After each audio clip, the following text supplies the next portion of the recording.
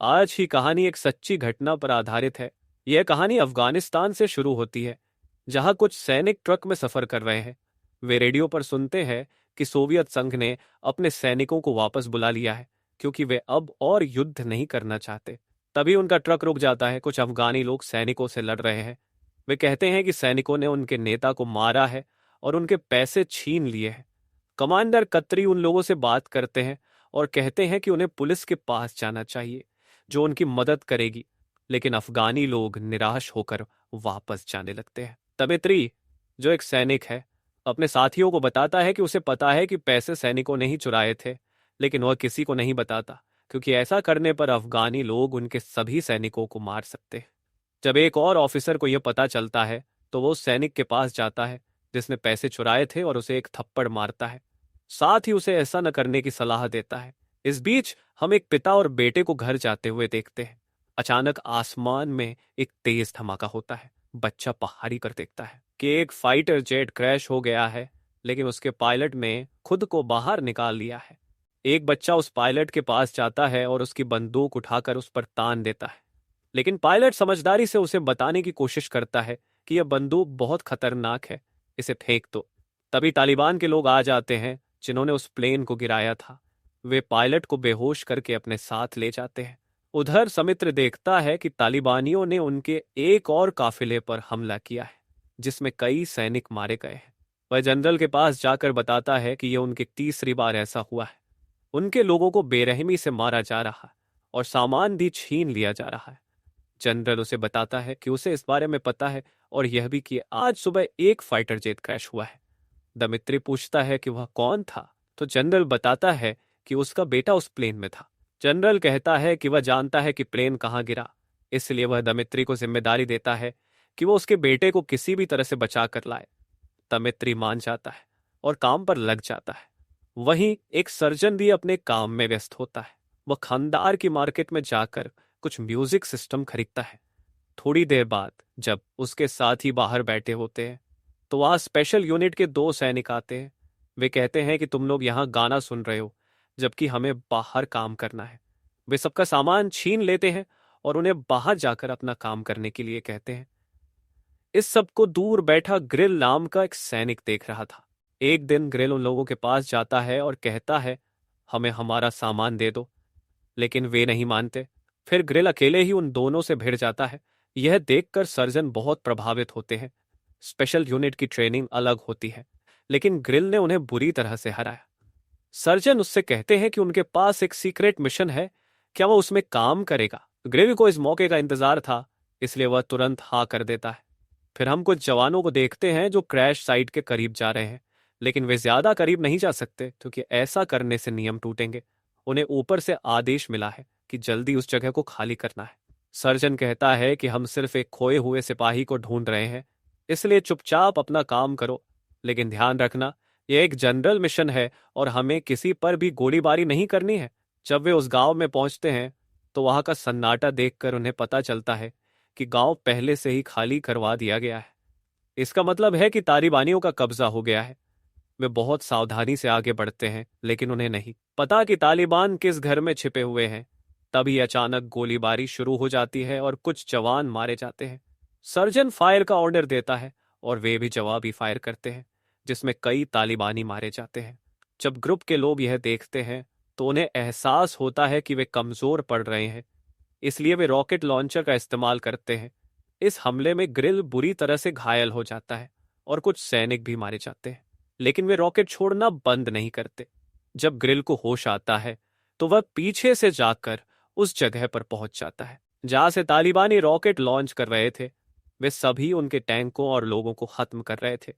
Grill बिना समय गंवाए बचे हुए तालिबानियों को मार गिराता है और फिर घरों की तलाशी शुरू करता है।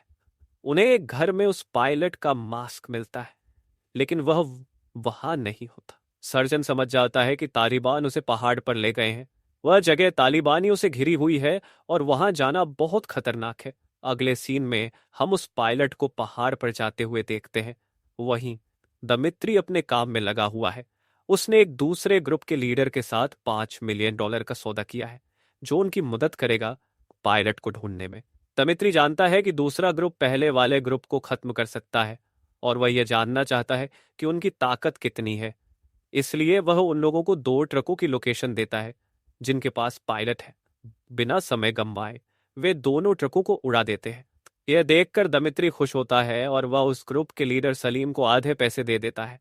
कहता है कि बाकी आधे पैसे बाद में मिलेंगे जब काम पूरा होगा। फिर दमित्री सीधे अपने बेस पर जाकर जनरल को सब कुछ बताता है कि वह क्या सोच रहा है और किसकी मदद ले रहा है। जब जनरल यह सुनता है तो वह मना कर देता है क्योंकि उसे किसी की मदद की जरूरत नहीं है। वह चाहता है कि मिशन अकेले ही किया जाए। दमित्री को यह ठीक नहीं लगता क्योंकि इससे बहुत समय लगेगा और उनके लोग भी मारे जाएंगे। उस रात सर्जन के पास एक लोकल आदमी आता है और कुछ जानकारी देता है। वह बताता है कि उसके पास एक आदमी है जिसके पास कई सारे रॉकेट लॉन्चर है। सर्जन एक लोकल आदमी से 1 मिलियन अफगानी पैसों में हथियार खरीदने के लिए राजी हो जाता है। अगली सुबह वह उस लोकल आदमी के साथ उन लोगों के पास जाता है और उनके हथियारों को देखकर खुश होता है। वह उन्हें पैसे दे देता है लेकिन वे कहते हैं कि हथियार कल तक पहुंचा देंगे। जब अगले दिन उनका एक आदमी बाहर जाता है तो वे उसे भगा देते हैं। सर्जन खुद उनके इलाके में जाकर पूछता है कि हथियार क्यों नहीं आए। इस पर वे उससे बदसलूकी करने लगते हैं। तभी कुछ लोग वहां आते हैं और सर्जन को अकेला देखकर उसे बंदी बना लेते हैं। यह सब उनके एक प्लान का हिस्सा था, यानी कि यह एक चाल था। जब दमित्री को इस बारे में पता चलता है तो वह तुरंत उन लोगों के बारे में जानकारी लेने को कहता है। उसे पता चलता है कि आखिरी बार माजिद नाम का लोकल आदमी सर्जन के पास था। माजिद को बहुत मारा पीटा जाता है। तब जाकर वो बताता है कि सरदार नाम का आदमी हुसैन का गार्ड है। हुसैन वही है जिसके ग्रुप ने सर्जन और पायलट को बंदी बनाया। यह सुनकर दमित्री फौरन सरदार से मिलने जाता है, लेकिन वो अपने साथ कुछ लोग भी ले जाता है ताकि सर्जन जैसी गलती ना हो। दमित्री सरदार से कहता है कि उनके पास एक डील है, वे जितना भी कहेंगे देने को तैयार है। साथ में कुछ हथियार भी देंगे, लेकिन बदले में उन्हें सर्जन और पायलट को छोड़ना होगा। सरदार कहता है ठीक है, मैं हुसैन से बात करूंगा। इस बीच सीन बदलकर सर्जन पर आता है। उसे पहाड़ पर ले जाकर उसकी वर्दी उतारकर जला दी जाती है और फिर उसे दूसरे कपड़े पहनाकर एक बेसमेंट में बंद कर दिया जाता है, जहां उसे एक और आदमी भी दिखाई देता है।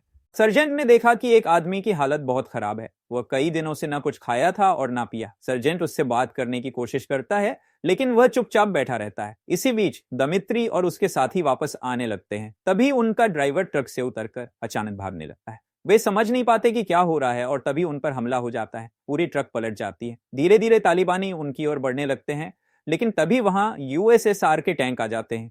टैंक उन पर हमला करते हैं और एक एक करके सभी तालिबानियों को मार देते हैं। इस तरह उनकी जान बच जाती है, लेकिन अब दमित्री को माजिद पर शक होता है कि कहीं उसने उनकी लोकेशन तो नहीं बताई। इसलिए वे उसे ढूंढते हैं और बहुत मारते हैं, लेकिन माजिद कहता है कि उसने किसी को कुछ नहीं बताया। वह अपनी जान क्यों खतरे में डालेगा। इस बीच हुसैन को पता चल जाता है कि उनके ग्रुप में एक खबरी है जो सारी बातें बाहर बता देता है। हुसैन सबके सामने एक आदमी का गला काट देता है, जिससे सबको डर लगने लगता है। जब जनरल को पता चलता है कि हुसैन उनके साथ सौदा करने वाला है तो वह खुश होता है, लेकिन उसकी सेक्रेटरी उसे आगाह करती है कि हुसैन किसी के साथ सौदा नहीं करेगा। वह तो सबको एक एक करके मारना चाहता है, जैसे कि आज सुबह उसने उनके एक जासूस को मार डाला था और उसकी गर्दन सबके सामने रख दी थी। यह देखकर दमित्री कहता है अब बहुत हुआ, हमें यह चूहे बिल्ली का खेल बंद कर देना चाहिए। जनरल, मैं चाहता हूं कि हम एक रेस्क्यू मिशन करें और जो लोग वहां बंदी बने हुए हैं उन्हें वापस लाएं। वैसे भी हम कुछ दिन बाद यहां से जाने वाले हैं। जनरल को किसी भी कीमत पर अपने बेटे की जरूरत थी। हुसैन ने सौदा करने का मन बना लिया है, क्योंकि उसे पता है कि उनकी आर्मी बहुत बड़ी है। अगर ऐसे ही लड़ते रहे तो किसी का भला नहीं होगा।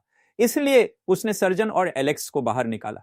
एलेक्स, जो जनरल का बेटा है, की हालत बहुत खराब है और सर्जेंट उसे पहचान नहीं पाते। तालिबान दोनों को रस्सी से बांधकर नदी के पास लाते हैं और नहाने को कहते हैं, लेकिन एलेक्स चालाकी से अपनी रस्सी काट देता है और भागकर एक ऊंची खाड़ी के पास जाता है। वह सोचता है कि शायद उसकी जान बच गई है, लेकिन तभी वही बच्चा सामने आता है जिसने उसे पहले देखा था। उस बच्चे के पास एलेक्स की बंदूक होती है और वह उसे गोली मार देता है। यह एक 10 साल का बच्चा है जो एलेक्स को गोली मारता है। यह बहुत भयानक है, लेकिन यही सच है। जब हुसैन को इस बारे में पता चलता है तो वह अपने लीडर को बताता है। लीडर आर्मी वालों से मिलने आता है और कहता है कि वे सौदा करने के लिए तैयार हैं, लेकिन एक बच्चे ने गलती से उनके आदमी को मार दिया। इसमें उनका कोई हाथ नहीं है, लेकिन वे उसकी लाश उन्हें सौंप देंगे। दमित्री अब कुछ नहीं कर सकता क्योंकि एलेक्स मारा गया। जब उसकी लाश बेस पर आती है तो जनरल उसके सामने बैठकर रोता है। अब उसे बदला लेना है और वह उन लोगों को जिंदा नहीं छोड़ेगा जिन्होंने उसके बेटे को मारा। उसका असिस्टेंट कहता है कि मैंने पहले ही कहा था कि उनसे सौदा मत करो, वे भरोसे के लायक नहीं है। इस बीच ग्रुप का लीडर टीवी पर कुछ देखता है। 4 घंटे के अंदर सभी आर्मी वाले अफगानिस्तान से चले जाएंगे। ये सुनकर ग्रिल और जॉन बहुत खुश होते हैं। असल में इन्हें यहां पर भेजा गया था ताकि कोई हमला ना हो, लेकिन लीडर का एक और ही प्लान होता है। वह इन दोनों को बेसमेंट में बंद कर देता है। कुछ देर बाद आसमान में हेलीकॉप्टर उड़ते हुए दिखाई देते हैं। इन्हें लगता है कि हेलीकॉप्टर जा रहे हैं, लेकिन वे इनके अड्डे पर बमबारी कर देते हैं और सब कुछ खत्म कर देते हैं। लीडर के कई लोग मारे जाते हैं, लेकिन ग्रिल और जॉन बच जाते हैं क्योंकि वे बेसमेंट में बंद थे। जब वे बाहर आते हैं तो उन पर गोलियां चलने लगती हैं। वे समझ नहीं पाते कि यह किसने किया। तभी उन्हें दूर से एक परछाई दिखती है और वे उसे शूट कर देते हैं। पास जाकर देखते हैं कि वह वही 10 साल का बच्चा था। यह देखकर ग्रिल को बहुत बुरा लगता है। अब दोनों पैदल अपने बेस की ओर चलने लगते हैं। रात में जॉन ग्रिल को बताता है कि जब उसने हुसैन से पहली बार मिला था तो उसने पूछा था कि वह यहाँ क्यों आया है। जॉन ने कहा कि वह लोगों की मदद करने आया है, लेकिन अब उसे लगता है कि वह गलत है। उन्होंने अफगान लोगों का भला करने के बजाय उनके देश को बर्बाद कर दिया। 2 दिन बाद वे सभी बेस पर पहुंच जाते हैं। जनरल सभी के सामने एक स्पीच देता है और उन सोल्जरों को याद करने को कहता है जिन्होंने इस जंग में अपनी जान दी। तभी दमित्री आता है और पूछता है कि तुमने तो हमला न करने का सौदा किया था, फिर हमला क्यों किया? जनरल बताता है कि उसे मॉस्को से आदेश मिला था। दमित्री को पता है कि अब कुछ नहीं किया जा सकता। यह झूठ है। जनरल ने यह सब अपनी बेटी की जान का बदला लेने के लिए किया, जिसमें एक 10 साल का बच्चा भी मारा गया। यह सुनकर जनरल बहुत गुस्सा होता है। वह कहता है कि यह जंग है और इसमें हमारे भी लोग मारे गए हैं और उनके भी। जंग में सब कुछ जायज होता है और जीत ही मायने रखती है। फिर वह कहता है, तुम तो भाग रहे हो, तुम्हारी जीत कहां हुई? तुमने दूसरे देश में अपनी सेना से हमला करवाया जिसमें कई निर्दोष लोग मारे गए। जनरल इन बातों को सुनकर कहता है कि तुम जैसे शांति पसंद लोगों की वजह से हमें यहां से जाना पड़ा, वरना हम इस जगह पर कब्जा करके रहते। आखिर में हम देखते हैं कि जितने भी लोकल आर्मी के खबरी थे वे सभी दमित्री से मिलने आते हैं और उसे एक कारपेट तोहफे के तौर पर देते हैं। दमित्री इसे लेकर हमेशा के लिए अफगानिस्तान छोड़ देता है। शायद यही वजह है कि अफगानिस्तान को हुकूमतों का कब्रिस्तान कहा जाता है। बहुत से लोग आए और चले गए, लेकिन किसी बाहरी ताकत ने कभी अफगानिस्तान पर राज नहीं किया, चाहे वह रूस हो या अमेरिका। हमेशा उन्हें वापस जाना पड़ा। तो आपको यह कहानी कैसी लगी? कृपया कमेंट करके बताएं। अगली वीडियो में मिलते हैं। धन्यवाद।